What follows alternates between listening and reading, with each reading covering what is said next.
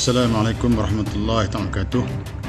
Pada hari ini saya akan share dengan tuan-tuan berkaitan dengan pemajaan dolomite pada pokok yang melebihi 3 tahun lebih dan untuk sebagai penyediaan kepada pembuahan ataupun fruiting.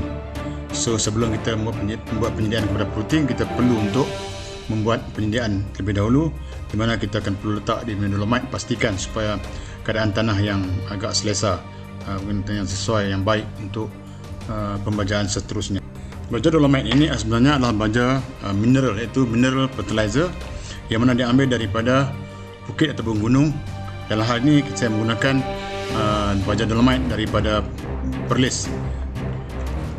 Perbezaan dolomite dengan kapur ataupun baja kapur ialah dolomite ini dia ada magnesium dan dia ada kalsium dan juga magnesium karbonat dan kalsium karbonat. Dari segi label yang kita pada 8. Dalam kes ini tanah diperlukan hanya sekadar 55 hinggalah 65 sahaja, iaitu merupakan tanah yang neutral dan tanah yang baik untuk tumbuh-tumbuhan. Bila dilihat kepada analisis yang dibuat oleh pihak pengeluar yang dibuat daripada Jabatan Mineral and Geoscience, di mana mereka mendapati dalam kandungan dolomite ini ada kalsium oxide dan juga kalsium karbonat bersama-sama dengan magnesium oxide dan juga magnesium karbonat, dan juga ditambah dengan ada silika dalamnya. Ketiga-tiga unsur ini adalah penting untuk tumbuh-tumbuhan untuk besar sebagai trace elemen ataupun unsur hara yang baik untuk tumbuh-tumbuhan. Okey, sebelum kita kerja penaburan dolomite kepada pokok tersebut, maka kita perlu pastikan supaya semua pruning telah dibuat terlebih dahulu, termasuklah membuang ranting-ranting yang tersyari dan juga jika ada tunas-tunas air yang perlu dibuang supaya dia tidak akan mengambil baja berlebihan dan pokok tidak akan sihat, insya-Allah. Dan di sini kita dapati kerja-kerja pruning untuk membuang tersyari telah dijalankan sebelumnya. Dia hanya terdapat tunas-tunas air yang banyak di ranting-ranting sekunder dan juga di pangkal primer. Seperti mana saya nyatakan tadi, mana kerja-kerja pruning perlu dijalankan dan kita menggunakan gunting ataupun pisau yang saya tunjukkan. Dan di sini kita kena lihat supaya semua tunas-tunas air perlu dibuang supaya dia tidak menjerat baja dan pokok akan bertambah sihat, insya-Allah.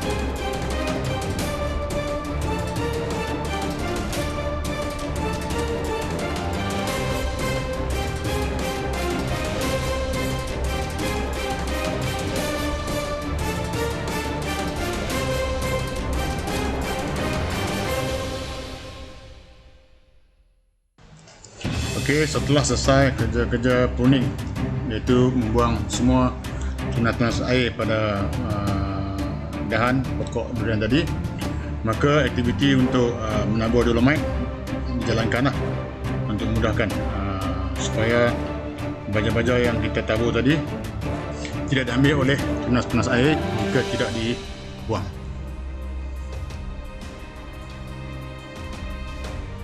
Okey, di antara kelebihan dolomite yang mana kita nyatakan sebelum ni, pertama kali of course dia akan menaikkan pH tanah daripada yang kebanyakan yang kurang daripada 55, dia akan kepada 55 ke atas hingga ke 65 dan seterusnya.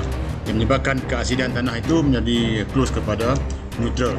Bila keasidan tanah itu menjadi neutral, maka tanah dalam keadaan baik dan kondisi tanah ataupun soil structure tanah tadi akan menjadi lebih elok, dan di mana cacing-cacing akan mudah untuk membiak dan akan memberi tambahan nutrien kepada pokok tersebut. Samping itu juga ada kita lihat dalam tadi saya katakan sebelum ni, iaitu dia ada nutrien. Jadi kita perlu untuk seperti magnesium oxide dan juga kalsium oxide, penting untuk pokok sebagai secondary makro nutrien tadi. Di sini saya ingin share tuan-tuan pokok-pokok yang telah kita tabur dolomite, pokok pada hari ini yang kita telah tabur dolomite.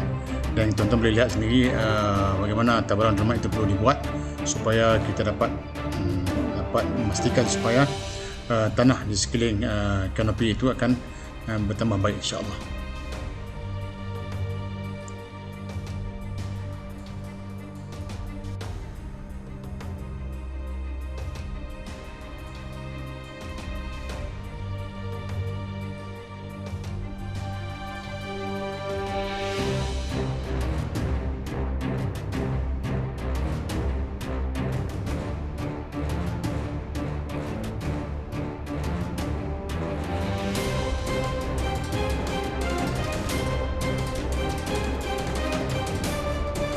Sekarang ini kita kepada penghujung video ini dan kepada para subscribers. Saya ucapkan kepada tuan-tuan terima kasih atas sokongan tuan-tuan dan puan, dan kepada yang baru mula menonton video ini, jangan lupa untuk subscribe, like dan share. InsyaAllah, bye bye. Assalamualaikum warahmatullahi taala wabarakatuh.